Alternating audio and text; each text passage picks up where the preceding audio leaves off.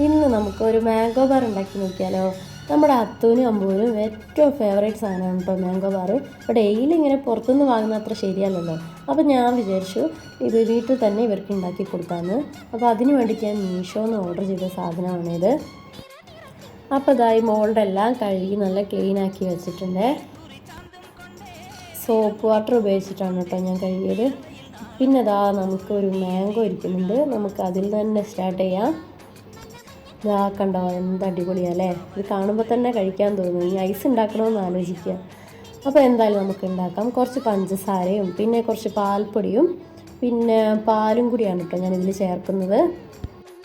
ഇത് എൻ്റെ ഒരു പരീക്ഷണമാണ് കേട്ടോ. ശരിക്കും മാംഗോ ബാറിൽ എങ്ങനെയാണ് ഉണ്ടാക്കുന്നത് എനിക്കറിയില്ല.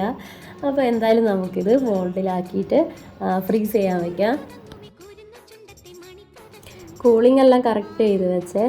ഇനി നമുക്കെന്തായാലും വൈകുന്നേരമായി ചെന്ന് നോക്കാം ഐസ് എന്തായിട്ടുണ്ടെന്ന്.